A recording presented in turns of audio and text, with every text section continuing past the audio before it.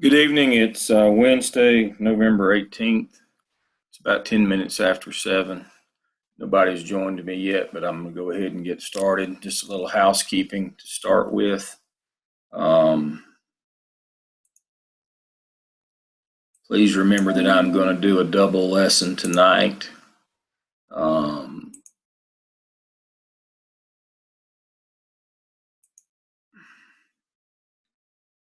And then we will not have a regular Zoom meeting next week, the day before Thanksgiving. I know many of you will be traveling for the holidays with your family. I know that's a holiday in the school system. So again, we'll do a double lesson tonight, and we will not have a lesson next week. I need for you to be working on your evidence artifacts and loading those into the assignment Dropbox and also putting them in TaskStream. I know most of you are. The following week, after the week of Thanksgiving, will be our last regular Zoom meeting. That one is our final exam, where we will look at your final submissions. If you would like to put those in, we'll talk about that more. I'll send more information about that final night. I won't have a presentation, hoping that some of you can do a presentation that night for extra credit is my plan. I know some of you will be prepared to do the OMA. I know Brandy has hers through, so hopefully we'll get some student presentations that night.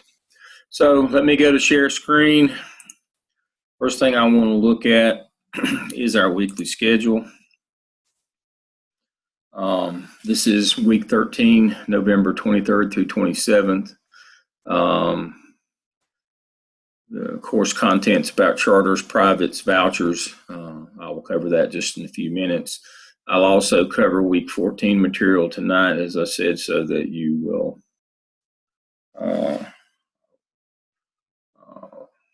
we already covered week 13, so we're actually a week ahead. That's how I can give you a week off and not miss any of our material. So we're covering the next 2 weeks material tonight. We've already covered week 12, the financial aspects. We did that last week. So we'll cover the week November 30th through December 4th. We'll cover that one. And then our last class will be that week 15. So we will talk about what we're going to do when we meet again. I believe that's on December the 2nd, whatever that Wednesday is that week. That may be December the 1st. I guess that'll be December. Let's see. No, I believe that's December 2nd when we meet again. After the holiday, we'll talk about evidence artifacts, and we'll talk about our final exam, which will be the following week. I guess that'd be December the 9th. The following week is when we will have our final exam. So Erica has just joined me. Erica, can you hear me? Yes, I can hear you. So to reiterate, we've already covered up through this week, and so tonight I'm covering next week and the week following, so that we don't have to have class next week on the travel holiday of Wednesday. Our next time that we'll get together will be the following Wednesday, that week of November 30th through December 4th. So I'm guessing that's December the 2nd, whenever that Wednesday is, and we'll do evidence artifacts that night, and we'll talk about our final exam. Then our final exam will be student-led presentations that will follow on Wednesday, December the 9th, and we'll be done. So first thing I want to cover tonight is the future of public education. I want to talk about charters, privates, vouchers. So let me go to that one.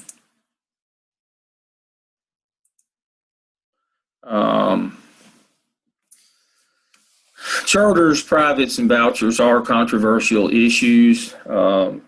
We know what a private school is. A private school is totally financed by private means. There is no state money that goes. They can have different themes. They can be academic. They can be church. They can have other themes about them. The folks that run those may be corporate. It may be local. But generally, public education dollars have not gone to private schools or parochial schools or church schools or Catholic schools. They have to completely fund themselves in terms of their per pupil expenditure and their facilities. There is a movement afoot that has gained some traction in North Carolina for vouchers. There are some low wealth vouchers up to $4,200 that are being given out in North Carolina for parents to take their children to private schools. It's not widespread yet. There is limited use of those. Part of the controversy with the vouchers is how do you qualify for those? Not a lot of people know. Not sure that I know. It's an application process. And only supposed to be a random drawing. There's only a few of those given out, but there is traction in the state at this time to give out more of those widespread, but it is not a widespread practice yet. There are only a few of those. It is being funded, as far as I know, through the lottery. So there's not a lot of money there, so there's not a lot of vouchers being given out yet.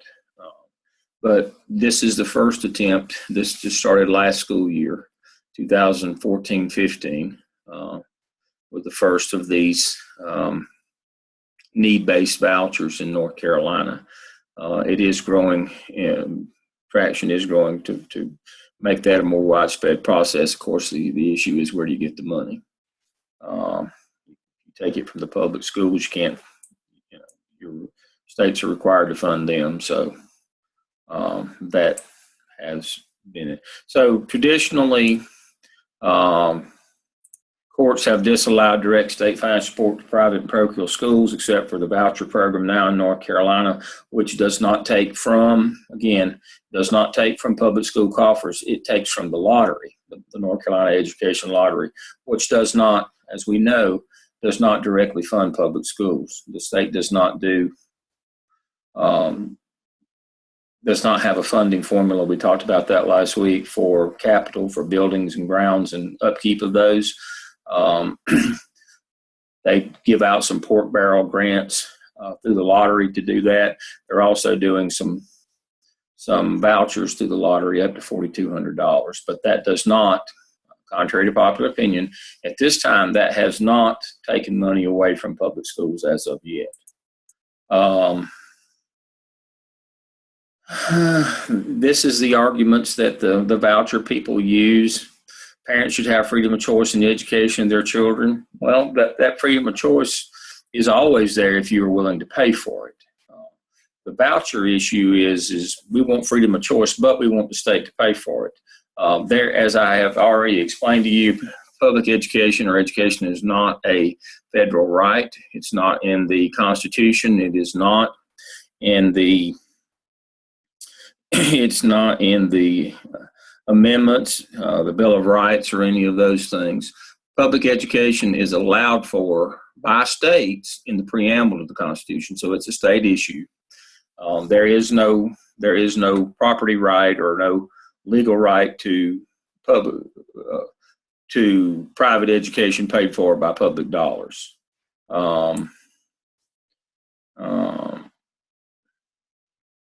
So that's why it has not become more widespread, because it is not a mandate legally to finance people who want to go to public schools. Opponents of vouchers basically say that parochial aid represents a backward step since this country once maintained but has since altered the concept. Again, as I've told you in the past, we've had private schools since this country was, well before this country was founded. Public school was devised for those who could not afford private school. And we still have people who can afford private school, and that's fine as long as they pay for it. But this notion that public dollars should pay for private schools, that one's highly controversial. I again can see no legal right to that. I don't know what would have to happen to make that widespread, where the state actually took dollars away from public education and gave to privates. As far as I know, there is no legal precedent for that, nor will there be. So, is that you, Anita? Anita, are you there? Hi, Hello there, Anita. How are you? I'm doing pretty good. How are I'm great. Hope Frankie's well. we are out of the hospital, so we are very happy. Well, praise the Lord. Thank goodness. Oh, Good news. Congratulations. Good news. thank you. Good news indeed to hear that Frankie's Yeah, not. 11 days, that was a long time. That's too long. That's a Yeah. lifetime to be in the hospital. Yes, sir. Okay. Well, we're glad you've joined us tonight. Thank you. To reiterate, some of the opponents of the voucher program in North Carolina have argued that private schools tend to discriminate against students in terms of race and religious background. That's true to some extent, but what I would say, more than discriminate against students on the basis of race or background, is they discriminate against students who are below grade level.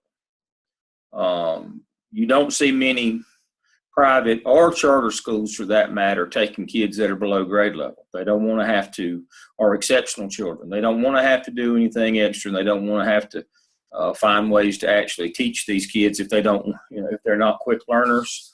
That is my issue with both private and it's not really my issue with private school. If you want to pay, you can have what you want. But my issue with charter schools, which are in fact funded by public dollars, is that they generally find a way to exclude either by race or by performance, and that does bother me. So, that kind of leads me into the charter school issue. Charter schools are public schools. They are funded by the state of North Carolina, but only to the point that per pupil, they have to come up with their own facilities. Now, there is a clause in General Statute 115C in the education laws of North Carolina that the Board of Education has to provide them of the local LEA, which they are outside of that LEA. They are not a part of the local education agency. So if you say, for example, Erica's in Cumberland County, if there's a charter school there, they they don't fall under the umbrella of that local Cumberland County Board of Education. However, the law in North Carolina is kind of odd in that it says that the local Board of Education has to provide classrooms for those charter school students. It doesn't say it has to provide schools or maintenance or upkeep. It says it has to provide them classrooms. And so what we see in many cases is charter schools will petition the public schools for abandoned schools, or more likely for mobile units that are no longer in use. And so that's what I see most of is that charter schools, if they petition for those classrooms, they don't have to be given the whole building. They just have to be given the classrooms. They give them modular units. They have to come up with the rest on their own. There was a legal case that was settled this past week where a charter school sued the Board of Education, said they weren't getting their fair share of money. And that was Thomas Jefferson Academy, which is actually in Rutherford County, North Carolina. The town there, I guess you'd say, would be Cliffside or Caroline. The major town in Rutherford County is Rutherford, which is the county seat. They did win the court case, which has been ongoing for about 4 years. They did get more money out of the Board of Education. Basically, what they had claimed is that the Board of Education was not funding them at the same level that the state was sending money for those pupils. There was some discrepancy in terms of the amount of dollars. It wasn't a whole lot. The headmaster of the charter school was quoted as saying the legal fees were actually that they had to spend were actually much more than they recovered or were going to recover from the Board of Education, but they were trying to set a precedent that at whatever level the state funded that local education agency, which is Rutherford County Schools, that they would have to in turn pass that money, that same amount, on to the charter schools and not take a administrative fee off the top. I think that's what Rutherford County Schools was doing, which is common practice.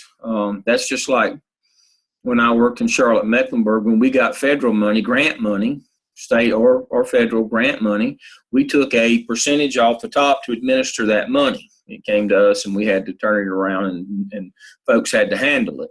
And so the fee was anywhere from 6 to 12% according to how much handling had to happen with that money.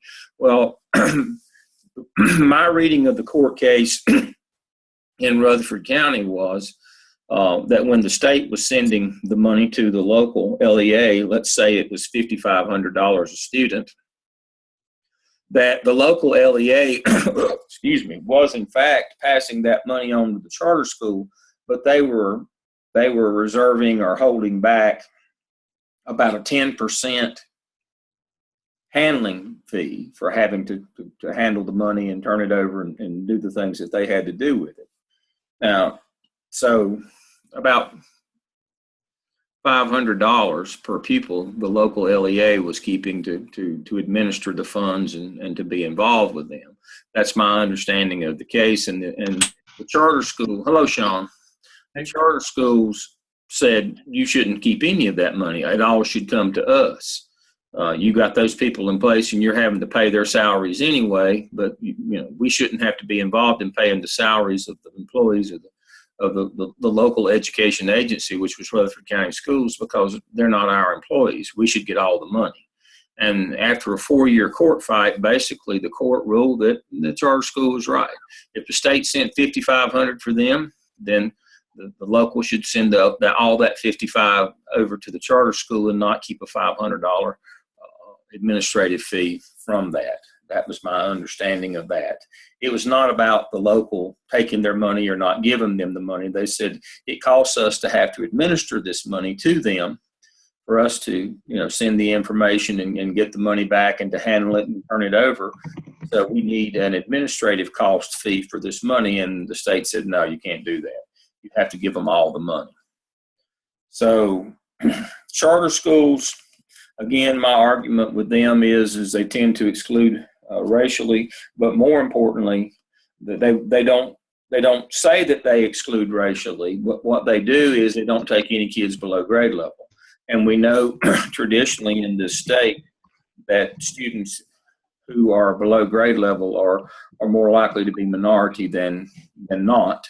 So in fact, they are excluding by race, but we get into de facto and de jure, they're not saying up front we're banning minority students, but what they're saying up front is we're not taking kids below grade level. We are a traditional school, or we're a prep school, or we're a classical academy, or we're an academic institution where kids must be above grade level we have higher academic standards. Well, that pretty much excludes poor and minority kids right there. And so that's my argument. That's mostly everybody's argument against charter schools is they should have to take whoever comes to the door. And here are this is obviously under our weekly content for week 13. And it speaks more to separation of church and state, choice, some of these issues. One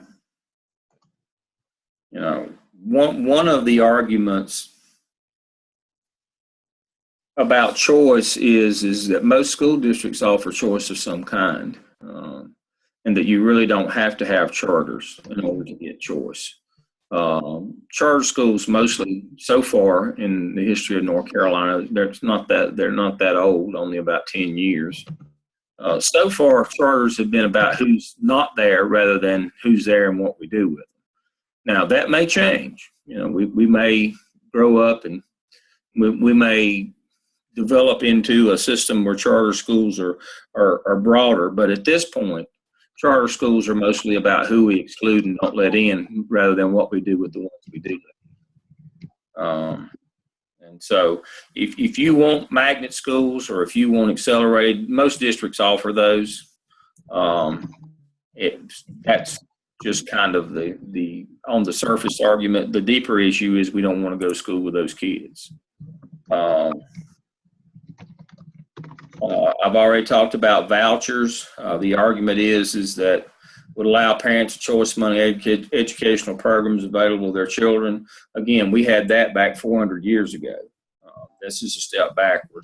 If you want to send your children to private school, that's certainly a viable option, but there should be no expectation that taxpayers will pay for that for you. So that's my argument against vouchers. But again, in North Carolina, we do have some low wealth vouchers right now, but they are not coming out of the education budget. They're coming from the lottery. And see, that's the argument. Tax credit would indirectly divert public school funds to support non-public schools. And so that's why they've been careful with these low wealth vouchers. They've been careful to point out that it's not taking a penny away from public school funding. As I'll reiterate, charter schools are publicly financed but largely independent schools. They generally are created around a specific teaching philosophy, subject to attract students who want an alternative to the regular public. Basically, what they say is we're we are a college preparatory school, and everybody's got to be above grade level, and that does their segregation for them. And of course, in the end, this is the future of public education that folks are going to, as long as they have their political folks in office, they're going to try to attack public schools and get the money, because there's a lot of money that goes to public schools. A lot of private companies want that money. A lot of folks want it, and they fund political candidates who see their point of view and who understand that, this is big business. It's not about educating kids. It's about who gets the money. Charter schools are much the same way. Some of them are for profit. But at this point in the state's development of charter schools, it's more about excluding kids that would normally be in public school. We want a private school environment, but we don't want to have to pay for it. That's basically what charter schools are right now. Let me go back. I'm going to share screen.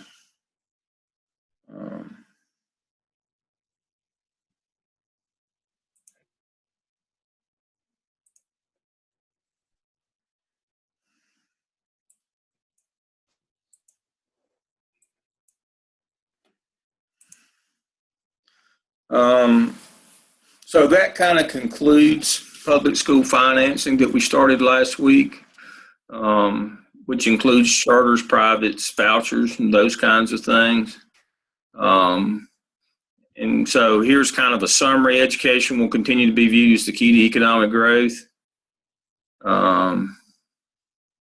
Growing mismatch between the literacy of the labor force and the competency required for jobs. A wide spectrum of school finance initiatives and experiments will be undertaken, such as charters, vouchers, those kinds of things. Regional disparities of educational resources will increase. The rich will get richer, the poor will get poorer. These are all issues. As you become emerging leaders in the business, what you're going to find, bottom line is, I guess, of this is what you're going to find is that you're going to have shrinking budgets, and you're going to have more and more attacks from the outside, especially from corporate America, who sees those education dollars as fair game. Now, they won't say that. They're a wolf in sheep's clothing. They'll talk about the opportunity and, letting kids that are below grade level, giving them the opportunity, or their poor economic situation, or minority kids, giving them the opportunity for a better education. That's not what it's about at all. It's about excluding certain kids that we don't want to be in school with, but having somebody else pay for our private education, or having public education dollars in the coffers of corporate America who see it as a growth industry, or both, which is sad. This is more stuff at the level above the principal's office, but elusive forces, education leaders must consider and determine the educational structure includes analyzing the future relation to these demographics, interest rates, tax limitation measures, federal deficit surface, risk management, benefits, and personal needs.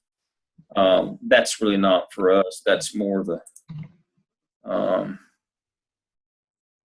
but here are the real issues. Who should be educated at public expense? Should we educate children in private schools at public expense? That's what vouchers seek to do. In many ways, that's what charters seek to do. To what grade level should free education be provided? Will states cut back education programs if revenues continue to diminish? And I think that's a solid yes. We're seeing that across the country. Education was the first thing to get cut in North Carolina when times got bad. Will states provide adequate funds to sustain their current programs at desirable optimum levels? And the answer to that, of course, is no. States will not do that. There was a half a billion, that's $500 million cut out of education in North Carolina over the last 2 years. And somebody asked me, well, what did they spend that money on? I said, they didn't. They didn't collect it. It was a tax break to businesses. They just didn't collect that half a billion dollars. They gave it back to corporate America.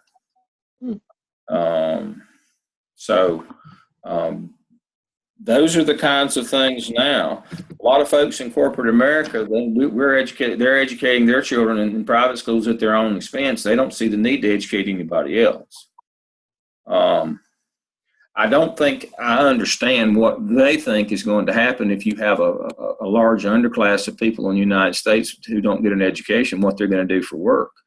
They're not just going to stay at home and starve to death. What's going to happen is you're going to create a third world type economy where people participate in the underground economy, where people rob and steal and find other forms of illegal commerce in order to try to survive. Generally, we find in countries that have economic prosperity, not just at the highest levels, but across all social sectors, they have much less crime and violence. They have much less social unrest and turmoil and all the crime and other things that poverty brings about. And corporate America didn't have any trouble moving all the jobs to Mexico and offshore to create this problem and make it worse. And so, but I guess corporate America is only concerned with profits. Sometimes you have to see beyond just profit motive. And they've not been willing to do that. And so, hence, in the last couple of years, $500 million cut from the education budget in North Carolina, even though the economy had stabilized, it was just that the politicians who were being funded by corporate America said, hey, let's give corporate America another big tax break. That's not Dale's opinion. That's, you can find the record where that's what happened.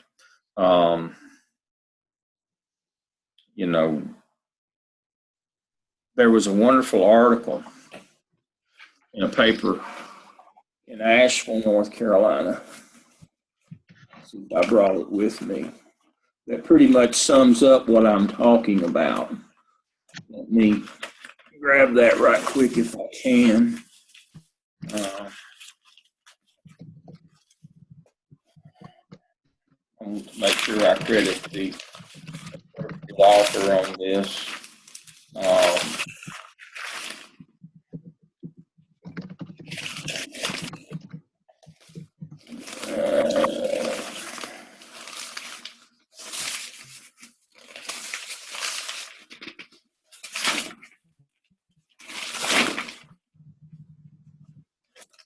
This is an editorial in the Daily Planet, an independent newspaper from Asheville, North Carolina. It's a wonderful article.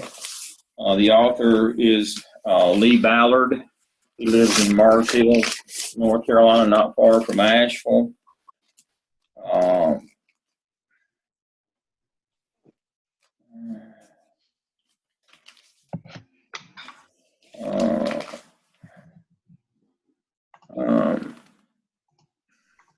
When Volvo chose South Carolina for its site for the first U.S. assembly plant, I wondered why I knew Governor Pat McCrory wanted the plant for North Carolina more than he wanted a smarter lawyer. So I put my research hat on, and there it was at WTOC Savannah Online. According to Volvo, they chose Berkeley County, which is right outside of Charleston, because of their access to ports. They have a well-trained labor force and are experienced in high-tech manufacturing sector. And Lee says that, that well-trained workforce really hurt. Ports, okay, Charleston is way bigger than Wilmington. They have experience in handling BMWs. But South Carolina prays for a well-trained workforce. He asked, that is the question. Everybody knows North Carolina, with the world-class schools, community college and university, has better trained workers, or they used to. Our Republican governor and General Assembly bore us by beating the business-friendly bongo every time they cut taxes on the wealthy and corporations and cut regulations and laid off another few thousand teacher assistants. That's what I was talking about. All those tax breaks, they had to cut $500 million out of the budget, and most teacher assistants and other things went. It's almost a religion with them. Companies are led around by the bottom lines and nothing else. That's what I was referring to earlier. They don't see the greater good. It's only about the bottom line now. But Lee says they're wrong. Several business media outlets publish rankings of states on there being a good place to do business. One is Forbes magazine. Let's look at two states that Forbes lists in its top 10, North Carolina and Minnesota. Minnesota's blurb in Forbes says, in part, Minnesota cracks the top 10 for a second straight year based on strong current economic climate, and quality of life. Minnesota has the fourth highest percentage of adults with high school degrees at 92.4%. With its good schools, low poverty rate, and healthy population, the state ranks second overall in Forbes' quality of life measure. North Carolina, however, reads like this. North Carolina has the smallest union workforce in the U.S. in terms of percent of total employment. The resulting benefit is that labor costs are 16% below the national average, third lowest in the country. North Carolina has ranked in the top 5 overall. That's in terms of the lowest wages for 9 straight years. When they say labor costs are 16% below the natural average, what they're actually saying, North Carolina works cheap. On one hand, you have a state rated high for its well-educated population and quality of life. On the other hand, you have a state like North Carolina rated high because its people are poorly paid. By the way, Minnesota is rated number 1 on CNBC's list of best states to do business. North Carolina is ranked 5. CNBC notes, to some degree, Minnesota benefits from a trend rather than just seeking the lowest taxes or the highest tax incentives. Companies are increasing, chasing the largest supply of skilled, qualified workers. Quality of life sounds sort of squishy, but it's a big part of this. The Forbes Quality of Life Index looks at index of schools, health, crime, cost of living, and poverty rate. Minnesota is specifically placed for funding highways. I can't help but look at Minnesota's pluses and look at the accomplishments of our Republican General Assembly in North Carolina. Schools, they cut. Health, they refused the freebie Medicaid expansion. North Carolina is rated 31st on Forbes Quality of Life Index, just ahead of Texas. So we have two competing strategies for attracting companies, education and quality of life versus low pay for workers and low taxes for corporations. There's another side to this coin. The people of North Carolina, we are collateral damage of our General Assembly's policy to cut schools, environmental cuts, and corporate tax cuts, while individual tax rates went up. North Carolina's slide from greatness continues. This again is Lee Ballard, who wrote this commentary in a paper in Asheville.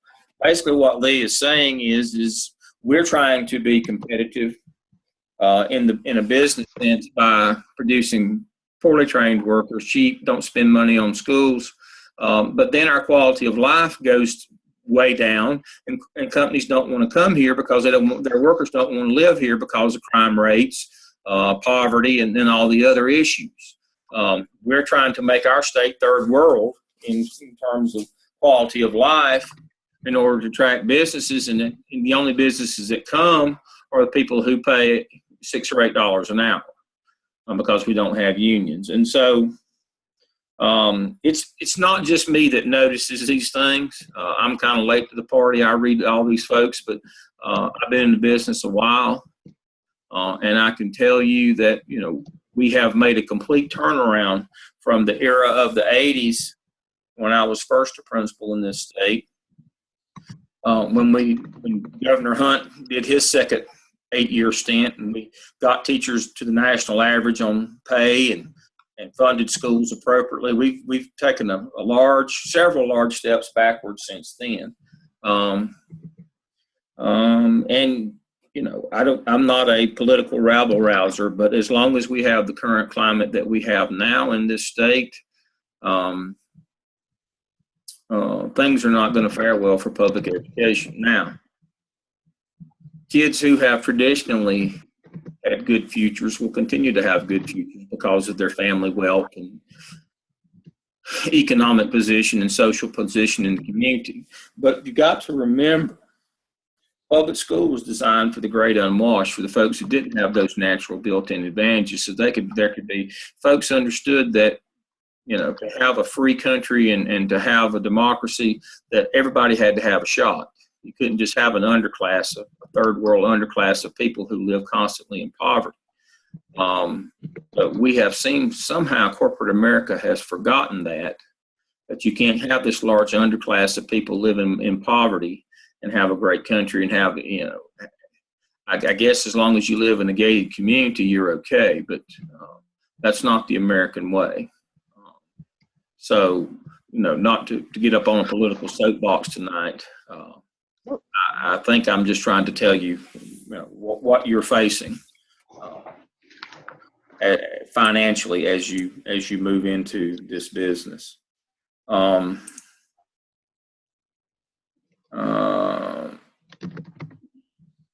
Education is considered by the citizens to be high quality, high priority, and importance.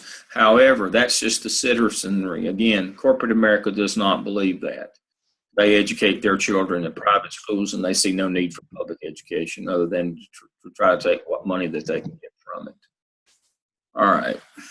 You stop the share on that one. Go back to share screen.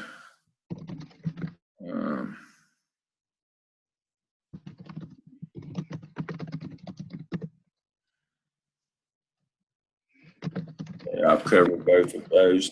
I want to move on now to the next week, the role of the principal.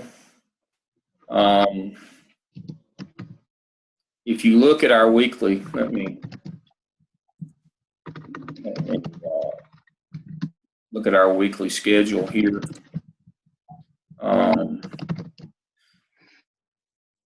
This would be for the week of November 30th through December 4th. For those who joined me late, remember we will not have class next Wednesday, the day before Thanksgiving. It's a travel day.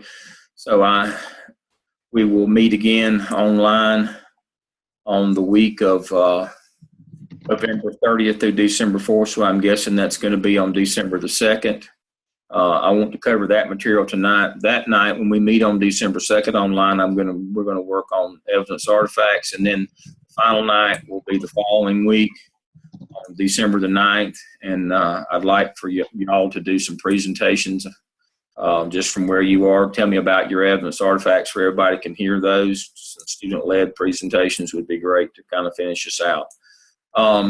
But looking at our next lesson plan here, copyright law, program management, auxiliary services, academic issues, and student records, please go ahead and read those. What I want to cover, sexual harassment, we've already talked about that. What I want to reiterate again tonight is the principal's role in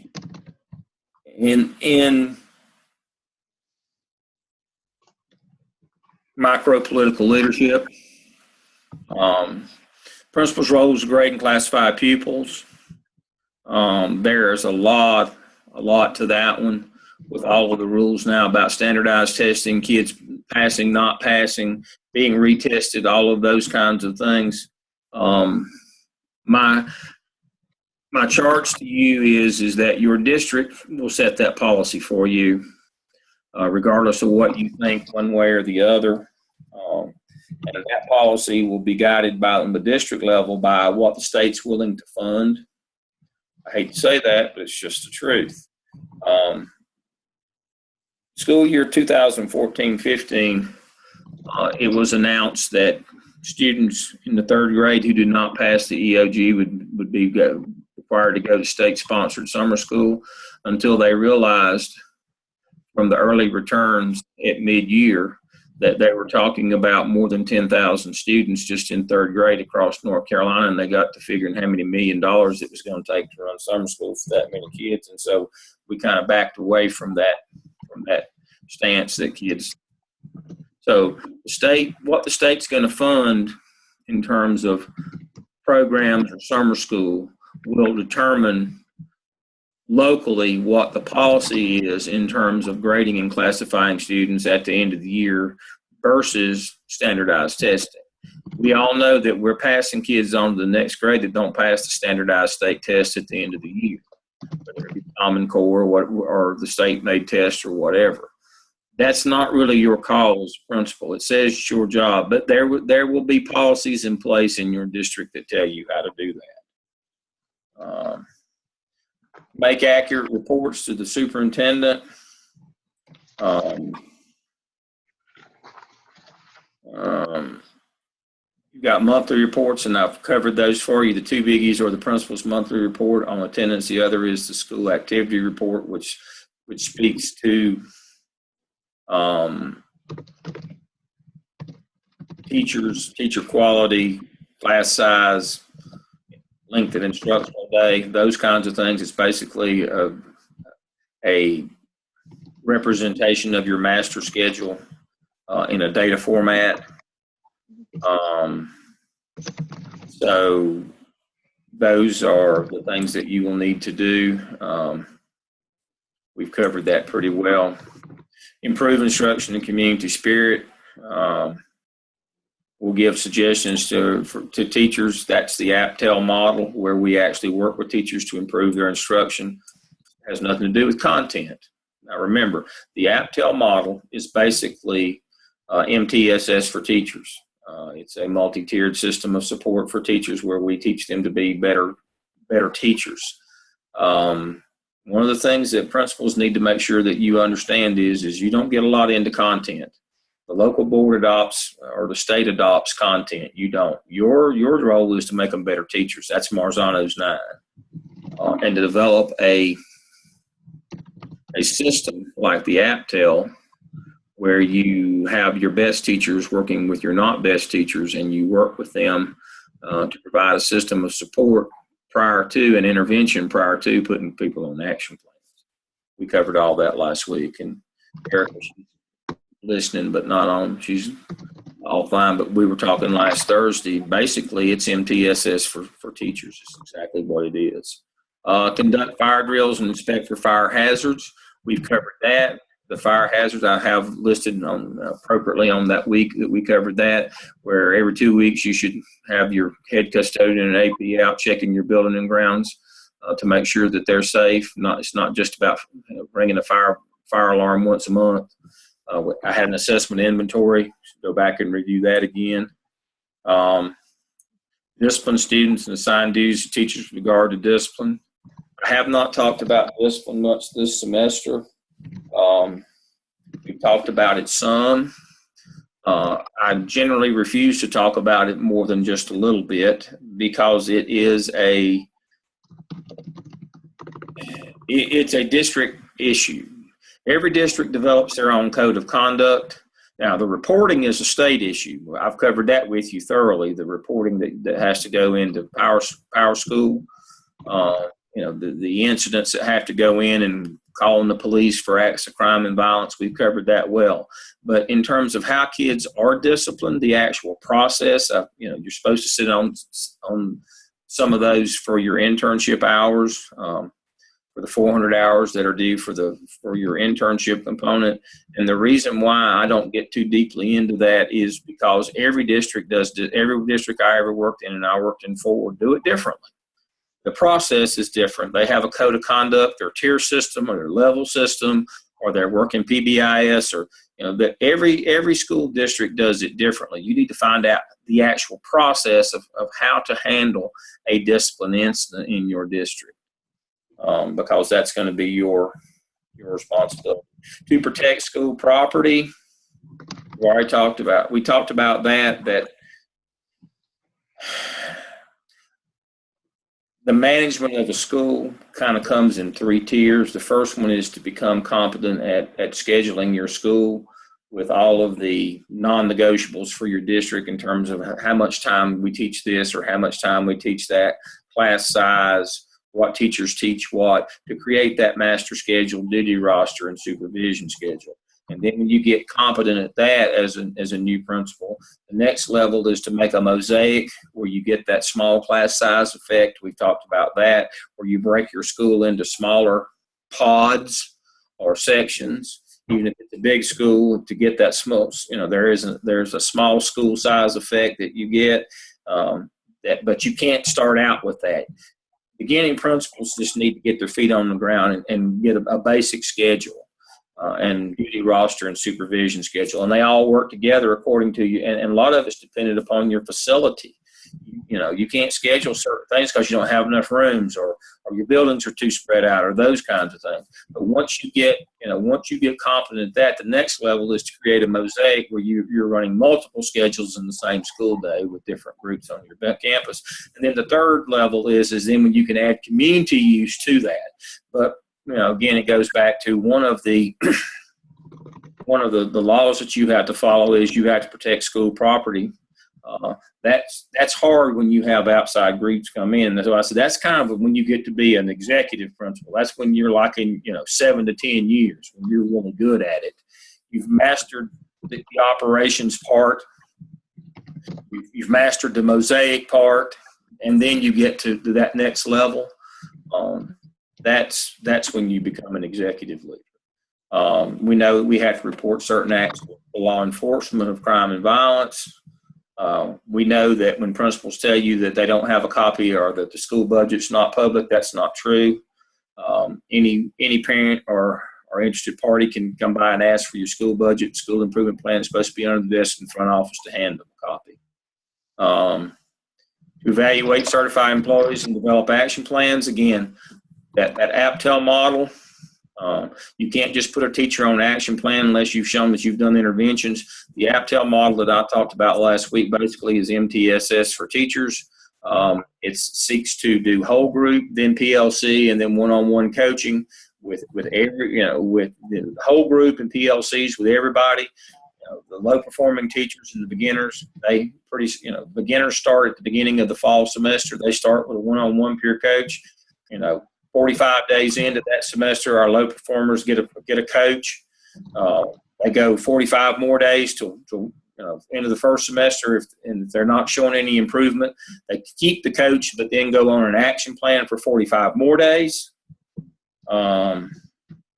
before a decision is made. So you can't just say, I'm putting you on an action plan because I don't like your teaching. You must show that you had a system of staff development that had whole group for everybody, that had PLC for everybody, that through walkthrough and other evaluations determined teachers and test scores determined teachers to be not performing at standard, and that we did an intervention with them, a one-on-one coach intervention with them for 45 days, the second half of the first semester, and then we determined that they still weren't making any progress, and we gave them to them for 45 more days. So they had a total of 90 days, 45 prior to the action plan and 45 with an action plan. So they had 90 days of one-on-one peer coaching before we actually, made a employment decision on that person.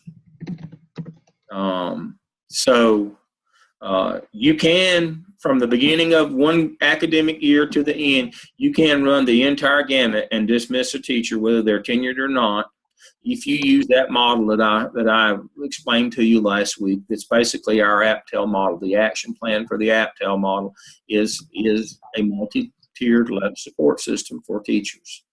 But you cannot just go straight to an action plan, especially not in March or April. By the first of by the 1st of April, you have to have a employment decision. You can't wait till the end of the year and tell them that they're non-renewed. You need to have that. You need to have that decision by the 1st of April, and you need to have had at least 6 months or 90 days of one-on-one peer coaching for that teacher. Again, half of it without an action plan, half with an action plan. To transfer student records, sign driving eligibility, and establish school improvement teams. So those are duties and responsibilities of the principal. Last thing I want to get to tonight, and I'm not sure how to get to it, but I will. Let's see. Share screen.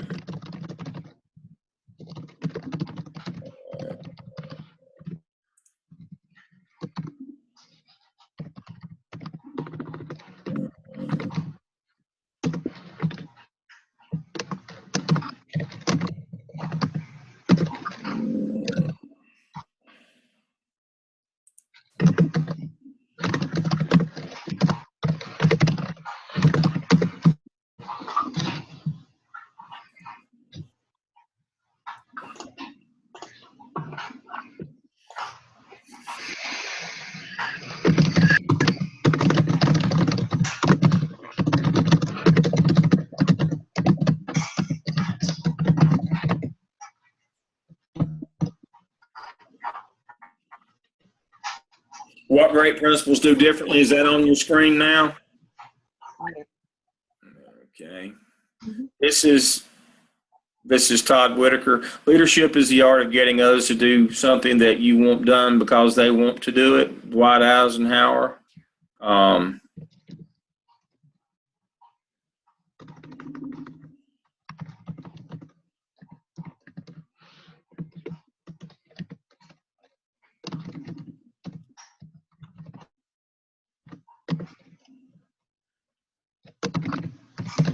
We've looked at this before, but raise to praise, minimize to criticize. Basically, bark less, wag more. 5 things that help praise to work. It must be authentic. It must be specific. It must be immediate. It must be clean. And it must be private. I think that's the key. That's what great principals do. It can't just be general.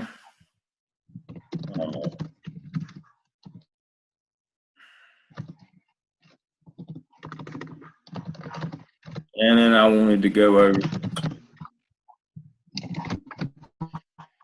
Friday focus tips. You can create, one of the things that Whitaker talks about is creating a timer a day where we focus, where we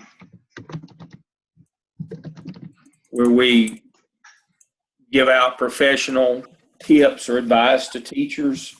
That's one of the marks of a profession rather than a job. Create an attractive format that is used weekly. Use colored paper. Make sure it's in staff mailboxes the same time each week. Post the current Friday Focus in Teachers Lounge each week. Collect quotes, inspirational thoughts, and cartoons. Use graphics and clip art. Make notes of events when you see that you're out and about. Keep a running list of items in your planning that you want to include each week. Send it to your PTA president. Friday Focus featured folks, quote of the week. Make sure you're upbeat and comfortable when you begin to write. Put your heart in it and have fun. Basically, what Whitaker talks about is every Friday you need to do kind of a professional development thought for the day or praise the day or those kinds of things. That's kind of what separates, you can read the article, that's kind of what separates a job from a profession, is that you're not just a coach and cheerleader and facilitator and help these kind of folks, but you see the bigger picture. There's a greater good. I guess that's kind of what Focus Friday is about. Or Friday Focus is there's a bigger picture here. We've talked about some bigger picture things tonight about financing and funding and those kinds of things. Generally, most of that's going to be above your pay grade, but you will have to deal with the effects of it. So the effects right now in North Carolina is as we continue with charters and vouchers, is we have less and less capable students coming to us every day because the more capable ones are going elsewhere. But that's okay. The purpose of again, we had private schools over 400 years ago in this country. The purpose of public education is to educate all children. As long as we're not being held to some unreasonable standard, this comparative accountability, it's okay. Somebody needs to educate those children. There's a greater good here. It's bigger than ourselves. It's more than turning a profit or making a killer profit in corporate America. There's impact on society and our way of life and our culture here. And I guess Friday Focus is kind of a way to remind everybody that there's a greater good, that it's bigger than, the job is bigger than just a job. It's a profession, it's a calling, and that's kind of what great principals do. So tonight we talked about finance and executive leadership, the things that executive leadership is that third level. I expect all of you to start out as a leader, as an assistant principal, and then you get to, you become an experienced leader as a principal. But then we're looking to what needs to happen is if we're going to, if public education is going to survive and thrive in North Carolina, is that we need executive leaders that get to this level. Is the perspective. So to reiterate. Hey, Dr. Lamb. Yes. Is that page you just had up, that document you just had up, is that on our Blackboard? It is. It's under the weekly. Okay. Let me. And there's also a charter school website you can go to if you want to learn more about charter schools. I have it. It's on DPI's site. But yes, Sean, if we go to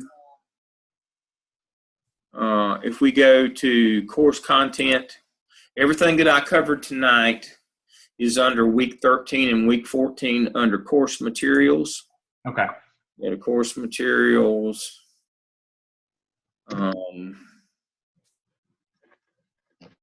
Week 13, all the stuff on vouchers, charters, and privates on 13. Whitaker is under week 14, role of the principal. Absolutely. You should read that. That's really great. That's about being an executive principal, an executive leader. That's third level stuff. It's not just the basic, show up sober every day and learning your job. This is the when you get to be an expert at your job, a true professional. That's what Whitaker talks about. That's a great one for executive leaders. Now, people say, but Dad, you're training people who are aspiring leaders. But see, start with the end in mind. Remember good to great? You start with the end in mind. And so you need to start with the end in mind. The end for you is, I want to be an executive leader. I want to be an executive principal. I want to be great at it. Start with that in mind, and you learn all these pieces contribute to that. That you're not going to start out there your first year, but that you're going to grow and aspire, and what being great or better is at each level, what you've got to do next. In management, you've got to create a master schedule that works and has everybody that utilizes your facility properly and all your people properly, and then you develop a mosaic on top of that, and then you bring community in on top of that. I mean, that's what you do. For an executive principal, you get to that MTSS where you're supporting all teachers. You've got staff development every year, whole group in Marzano. You've got PLCs ongoing, working on the individual design strategies, and that you're one-on-one peer coaching not only your beginners but your low performers 45 days into the school year for the low performers from day one with your BTs. Those are levels.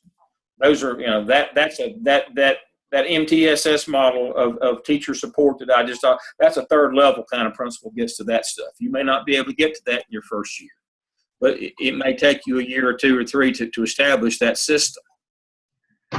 You learn who your great teachers are and get them motivated to do that, because you don't have any pay for them to do it. So it may not happen in that first year or two. But these are things tonight. We talked about executive leadership tonight. The professional principle. That's what tonight was about. Is how do you get to that level?